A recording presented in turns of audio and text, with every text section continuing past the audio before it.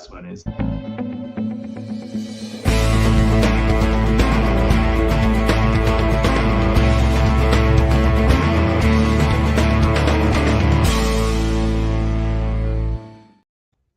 Hi, I'm David with EV World News, where we talk about electric vehicles, clean energy, and the stock markets. And I'm back today with our resident engineer, Mike Herzog. How's it going, Mike? You know, David, I'm doing great, and I'm not doing so great. I missed last week's show because I was sitting on a beach in Mexico. So terrible. it's little bit different to be back in the Midwest. Did you come back to Montezuma's revenge? I did not. You know, I am, knock on wood, I am free and clear from all of that. I thought you were going to say you were feeling bad because you're not a trillionaire like Elon Musk is today. Yeah, I didn't get that T. I didn't get those 3 extra zeros on top of everything. Yeah. It's nothing like being a billionaire 1,000 times over. Right? Yeah, nothing. You know. Yeah. I mean, in fairness, he was already a billionaire 600 times over. What's another? Yeah, that's what it is. What's another zero amongst friends? Yeah. I was just actually on a call. We were talking about how when a deal adds or subtracts a zero, everybody gets really weird. And, and how if it's 10% more or less, it's not a big deal. But when it starts to add zeros, I had an old physics professor. He always used to say, "What's the power of 10 amongst friends?" Just whatever. Yeah.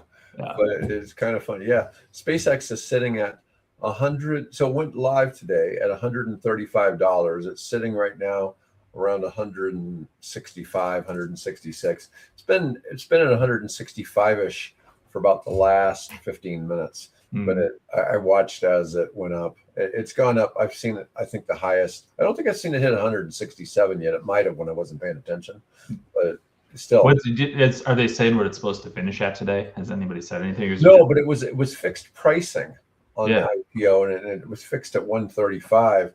But those shares are now trading. So the 75 billion shares are put in the market, traded at 135, and then now this is new trading. New trading has bumped it up already. I got you.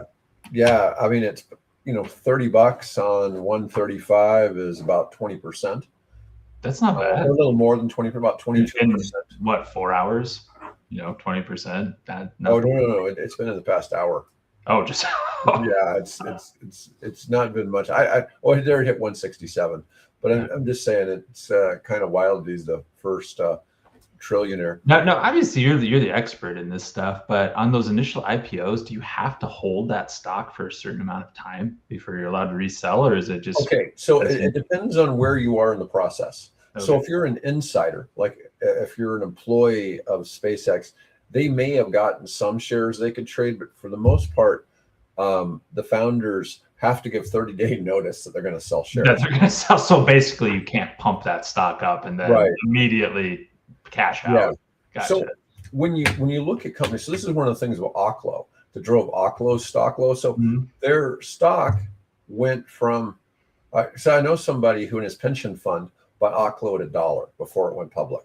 Okay, and I think I told you went almost to like 190 last year. Okay, and then it dipped back down to $55. Okay, well, one of the reasons it dipped back down to $55 was insiders sold a bunch of shares. Now, it wasn't like crazy. It wasn't like they were selling all their shares, but it looked like they were selling enough like to go buy a house with cash. Yeah. Or something. It wasn't a nice house, not, like they might have sold a couple $1 million worth, but I think that they may have just been, buying real estate or deciding that it was, at that price point, cash out. I mean, that's a lot of money. But they had to announce it 30 days in advance. So then what happens is whenever insiders are selling a big block, the stock always falls. Yeah. So they never get to sell it at the top. When they made that announcement. Yeah, that's something people don't really talk about much. You're talking about, your stock, you're worth this much. Now, where it does have value is if you just go borrow against the stock. Gotcha. Okay. So, and this is something kind of interesting. So you can use restricted stock to guarantee a loan. Okay. And if the stock falls and it doesn't provide enough collateral for the loan, then the bank or the lender can take that stock and sell it in the open market at market, even though it's technically restricted. That is an exception. They're allowed to because it's being held as collateral. But I think that there's some other stipulations to that. So without that 30-day thing, but and I'm sure that happens fairly often, but I don't know how often. We see that when they sell that stock, then the person who took the loan is taking a gain. So as somebody taking that loan, you don't want that to happen, because one of the reasons you're taking the loan is you're trying to not get capital gains, right? Yeah. So that's part of the reason why you do that. And some of it, you may not want to sell your stock simply because you have a certain amount of ownership rights as a stockholder. And so you may not want to dilute your ownership percentage for your ability to vote. So there's numerous reasons. There's all kinds of levers being pulled, and counterbalancing. Right. This is one of the reasons too. If somebody's got a business that's making a few million net that has some like 10 to 20 million revenue, I try to point them towards the Toronto Stock Exchange. And one of the reasons is we can get somebody on the Toronto Stock Exchange for less than $250,000 total setup, and they have only a couple $100,000 a year of public company overhead versus like Nasdaq has 2 to 3 million typically. Jeez. Yeah. You have big corporate overhead just for maintaining membership on Nasdaq that is much lower if you're on the Canadian exchange. And the other thing is that restricted stock rules that you have in the US, you don't have them in Toronto. You don't have them in Toronto. Yeah. So in Toronto, as a founder or whatever, your shares can be free trading. Free traded whenever you want. Yeah, whenever you want, which is different than how that's handled in the United States. And it's not just particular to NASDAQ, it's particular to New York Stock Exchange, OTC, whatever in the United States. But if you go outside the US, you don't have those same restrictions. So there's some advantages. And to be fair, most of the Toronto Stock Exchange is American companies. So it's it's Canadian name. Why it's great to have friends like you, David. You're right. Walk me through all of that stuff and just tell me how it all works. Well, I mean, we've had guests on the show that we've interviewed, and I'll occasionally have follow-up discussions with them. About, hey, you're wanting to go the public route. Here's what your options are. Here's what you should do. I almost always recommend Toronto first, just because you can always uplist. You don't want to be in a situation though where you're on Nasdaq and your stock craters, and then you need to downlist. Then you move to the Toronto exchange. The thing is, if you have a business, and let's say you had a business making that does 20 million sales, you're making you're making like 20% net, like $4 million a year. You're killing it, but you could expand.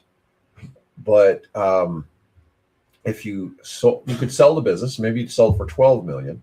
But if you went on the Toronto Stock Exchange, depending on what industry you're in, the business could be worth anywhere from $20 million to $40 million. Okay. And so you sell part of it into the float, like 30% of the company. You take cash, and the rest of it you could borrow half at a low interest rate. Yeah.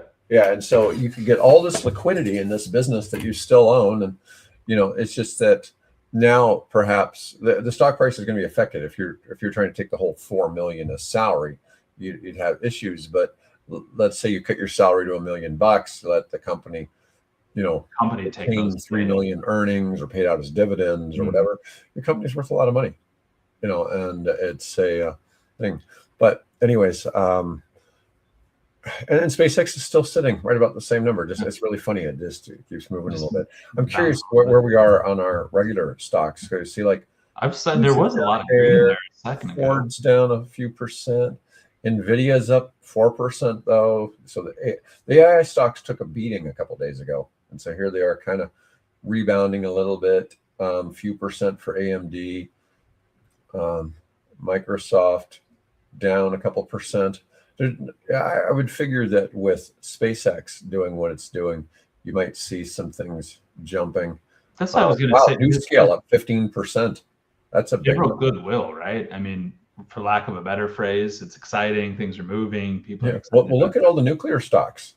Nano up 11%, Oklo up 14% to $76. They were 55 just a couple of weeks ago. I mean, that's a big jump. That's a big jump. But the nuclear stocks have always been really volatile. I mean, if there was anything that was kind of built for day trading, it's probably nuclear stocks. But anyways, we'll move on a little bit. And I would say that's the big news of the day. I mean, we've got an individual that's a trillionaire. Right. And he happens to make electric cars. He's probably more responsible for electric cars popularity or lack of it in the United States. Yeah, like I said, I'm not a big fan personally, but you cannot deny like that guy built the industry. I mean, he's a perpetual showman and advocate, and took his licks, but kept EVs propped up there for years. All right, well, we'll start going through some of the other stuff we got today. Grid scale battery storage market exploding to 151 billion by 2029. So that's about 3 years from now. It was 40 billion in 24. It's expected, this is globally, to grow to 151 billion by 29, a 270% increase driven by renewable integration and AI data center demand.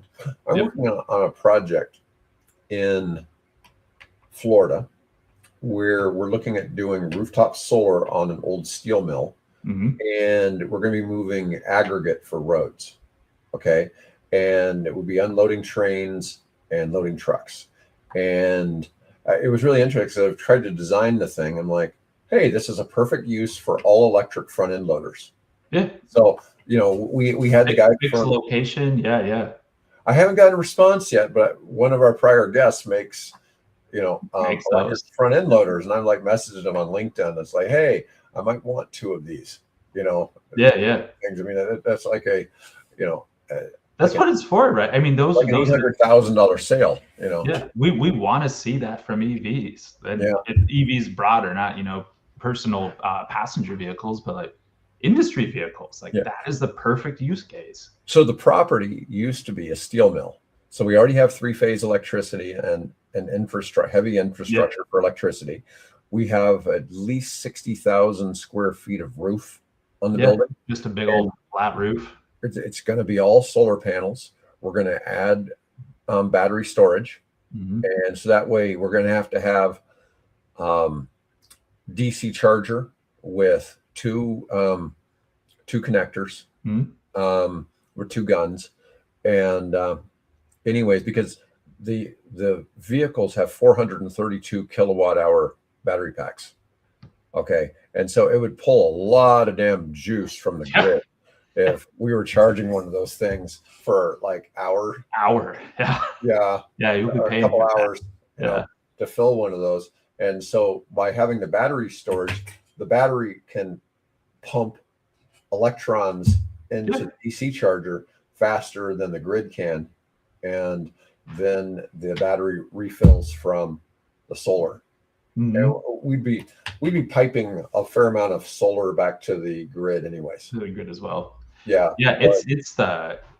It's almost becoming, price of entry for all of these, incorporating storage. Just with how low those costs have gotten for the material itself, just a battery. Like I always tell people, I want to put solar in my house. Like if you did it 10 years ago, it didn't need a battery. It was expensive. Boy, if you were going to do it today, if you weren't going to put a power wall on or something associated with it, like that's the future, and it's cheap. Put it on. The trains would dump the aggregate onto conveyor belts, okay, which that would normally be electric anyways, right? But we'll power that with electricity. But by removing the tractors from, they're going to be quiet. Yeah, from O&M and fuel costs and all of We'll have a string of diesel trucks that we're going to be loading, and then we don't talk about that. They're not going to be our trucks. They're not going to be our trucks. I'd be happy though to get some Tesla semis down there and haul some rock around. You'd make a good use case for it actually, because you'd make news for that one. I mean, that would be quite the operation if all electric and putting it out there. I could see us actually delivering the aggregate with our own Tesla trucks. Yeah. And it'd be a really good use case for it. Yeah. Anyway. It'd be a fun equation to see how it all All pencils out. right. Anyways, but that was kind of my talk there on batteries today. Let me see. U.S. EV sales plummet while global markets soars 20%. Isn't that crazy? So how many times have we had that same headline? I know it's U.S. plummets, but look at the rest of the world. Holy cow! Yeah. U.S. sales fell 2% in 25, while the world went up 20%. 1 in 4 new cars worldwide is electric. On Tuesday, Bill and I were talking about the new $8,600 Olina EV. It's a 6-seater down in Mexico. It's Mexican produced, but it's a low-speed electric vehicle that hauls 6 people. It looks like kind of a little van that maybe Volkswagen would have made in the 60s. And but it's not. They expect it to come to market pretty soon. RIVN had R2 launch week on the 9th, and so 3 days ago, RIVN begins sending order invitations to R2 reservation holders. Demo drive start. Initial deliveries began this week. Stock went up 11% this week and 25% over the past month. Way to go, RIVN. RIVN delivered 40,000 EVs in 25. They expect to deliver 65,000 this year. That's significant numbers. Now we have to remember some of those say Amazon on the side. Just a few. Maybe one or two. You see a lot more Rivians that say Amazon and don't realize they're Rivians. You actually see Rivian cars. What was the price point on the R2? What did it finally, 55? Or is it under? It's around that. Okay. It's around that. I'm sure they're probably doing like Tesla, and the first ones getting delivered are the more expensive ones, right? Yeah. You want the undercoating on that the ones that drive EBITDA versus the ones that don't. But anyways, that's a good hit. Lucid reports 149% production increase in Q1 of 26. They produced 5,500 vehicles in the first quarter of this year, which is almost 1.5 times as many more than the previous year. So they produced 5,500 this year. Let me see. Is it like year over year or? Yeah, year over year, they were up 150%. So if they delivered 5,500, that means that the year before they probably only delivered about 2,000. Yeah, that's great. That's a big jump. Let's see. Strong liquidity. The revenue of $282 million was up 20% year over year into the quarter with $3.2 billion in cash, or $4.7 billion on a pro forma basis after April capital raise and increased credit facility. The new CEO is focused on aligning production with demand, driving structural cost improvements, and managing capital efficiently as they accelerate toward financial self-sufficiency. That's what every CEO is supposed to be doing. Right? We want to do better and make more money. Yeah. It's like, it's hard to forget the Obama presidential slogan, hope and change. But I mean, really, that's kind of what we want with every newly elected official. We have hope and we're looking for change, right? Yeah. We never think government. My goal as the CEO is to increase shareholder value. Right. Great. What else were you going to do? Well, Australia has a flood of BYD cars. BYD floods Australia with 30,000 cars as the fuel crisis deepens. BYD is shipping 30,000 vehicles to Australia in May and June alone, more than half of what they sold in all of 25. Ooh. So that would have been 6 months then versus 2 months now, making them the second biggest car brand in Australia behind Toyota. Whoa, that's a jump. Wow. That's a big move. The Iran war is driving fuel prices sky high in Australia, creating massive demand for EVs and plug-in hybrids. BYD sold 7,200 cars in March of this year alone, beating Ford, Mazda, and Hyundai. Sales up 100% year to date.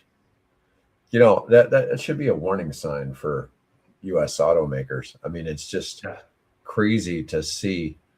Yeah, I guess I never really thought about what Australians drive, what kind of cars. But I mean, I would have guessed Toyota, but they don't have any domestic manufacturing, do they? Maybe a couple of niche brands or something, but I don't really ever hear about. No, I don't know that they have. There was probably something domestic, but yeah, I don't know what it might be.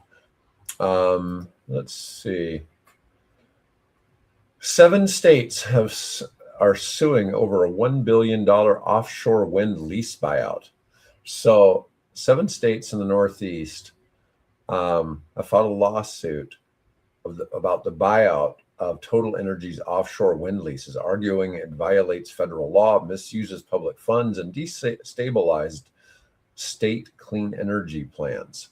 The lawsuit tests whether federal agencies can cancel leases and redirect money for political ends, or whether rule of law still anchors America's energy transition. Now, what's kind of interesting, a federal judge this week in California allowed an injunction against the Trump administration to prevent them from ending commercial solar subsidies for grid scale projects. Okay. So they was supposed to go away. It expires in a month. It was supposed to expire on July 4th. Yeah. Okay. I mean, the deadline's coming up. Yeah. So now there's a federal injunction against that happening. And, you know, to a certain degree, I was like, well, how can they really end this? I mean, fossil fuels got 100% tax credit for years. You know, if you invested in oil and gas drilling for years, you could get a 100% tax credit for putting that money up. Right now, it's just a 100% deduction. Okay. And you get an accelerated deduction, but why shouldn't, solar have some time to develop? And this is kind of that, how I see that. So, we'll see. That's a big case. That's I mean, the business is booming right now on my other side, because a lot of people are trying to safe harbor projects as much as they can as this deadline is approaching. Yeah. So what the deal is, before this, if you had 5% put up as deposits for materials by July 4th, as long as you had the project completed by end of the next year, 2031, right? I almost said 3031. By 2031, you get an extra millennium. So you have 5 years to complete the project. Yep. Yeah. And so this is making it so there is now currently no end date for that to be able to put up those deposits. Yeah. You know, I'm not disagreeing that maybe there needs to be an end date to solar, but I think with a lot of these, I think they should be on phase outs. Yeah. Next year it's 30%. Next year it's 25%. You know, something like that. Well, that's what we see with like the investment tax credits and production tax credits before that. I mean, it was every year they just kept stepping down. And that makes sense, right? And now it's as everything's starting to expire, like it's tough. Yeah. But there's a lot of projects that are out there right now of like, I'm going to put up a fence and I'm going to go buy a whole bunch of solar panels, and they're going to sit there for the next year and a half until we're actually ready to construct. Well, even like the EV subsidies, they completely cut it, but it could have, went down $1,500 a year for 5 years, right? And that would have seemed more reasonable, and it would have worked out a whole lot better for American manufacturing in my mind. Yeah, let them ramp up. It still would have gotten, some subsidy for a few years, but instead they wrote down $30 billion on the manufacturing side, and I'm not a real big fan of that. Yeah. Let's see. So we're getting closer and closer to the July 4th date of wanting some reactors to go critical at the Idaho National Labs. And we had, I think it's Antares, already had one go critical. Really? Yeah. Wow. I can't believe that date's coming up that fast. Feels like we were just talking about that. Yeah, being it's way fun. out in the future. Yeah. Yeah. So there's 8 reactors currently under construction in North America, 90 in development. Westinghouse is targeting 10 large reactors under construction in the US by 2030. Big tech has 40 gigawatts of nuclear in the pipeline to power data centers. The industry needs to triple its workforce by 2050 to meet demand. I don't know if that's really true. But these are, especially for Gen 4, right? I mean, those right, are, you need less. Yeah. Let me see. The DOA's reactor program is specific benchmark, achieve reactor criticality by July 4th, 2026, which is just 3 weeks away. Now, Oklo's trying it, and Terry's has done it. There's a couple other companies. I've got someone like Kairos Power Hermes 2 reactor in Tennessee and TerraPower's Natrium reactor in Wyoming. I don't think the Kairos reactor has fuel. So that was the one where they can't get the, lithium 7, lithium 7 from Russia. Yeah.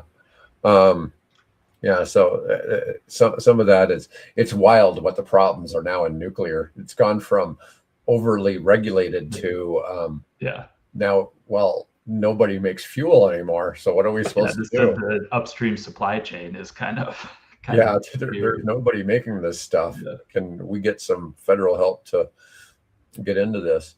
Let's see. Electra unveils turbo electric aircraft for NASA. ACES 2050. Electra's, let me see. I bet there's pictures with this one. So we all like to see pictures of planes. Yeah, flying stuff. Planes never disappoint. Although this is probably, I think Bill may have designed this. This looks like something from the movie Cars, but as a plane. Let's see what we got here. It pairs a double bubble lifting fuselage with underwing turbofans that generate both thrust and electricity for boundary layer ingesting tail fans. The turbo electric architecture could boost efficiency by up to 17% while fitting into existing airport gates using SAF or jet fuel, enabling a twin aisle cabin in a narrow body footprint. This represents a pathway to electric aviation that doesn't require massive battery breakthroughs, using distributed electric propulsion powered by turbines rather than pure battery electric for light. Bill's really gotten onto the SAF kick lately, which I've thought was kind of interesting because you're taking, for those who don't know what SAF is, it stands for Sustainable Aviation Fuel, and it basically, let's think wood chips. So it's basically wood chips being converted into aviation fuel. There's a big demand for this because it doesn't have the same carbon footprint and is just as energy efficient. Yep. And it's cheaper to make, and it qualifies for some incentives. Brought to us by a couple of guys named Fisher Tropsch that were had this unique emblem that nobody wants to see anymore on their shirts. Yeah. We'd love to know all the cool stuff. The aggressive party a lot of stuff in the wake of World War II. But we've talked about it a long time. I mean, it's supplemental, right? I mean, it's using electricity to either coast or to support takeoff and landing. All of those things. I mean, it's a good application for it. Or shoot, it's like a hybrid car. Start with that. Start with the Prius, kind of thing of aviation rather than jumping into a Tesla right away.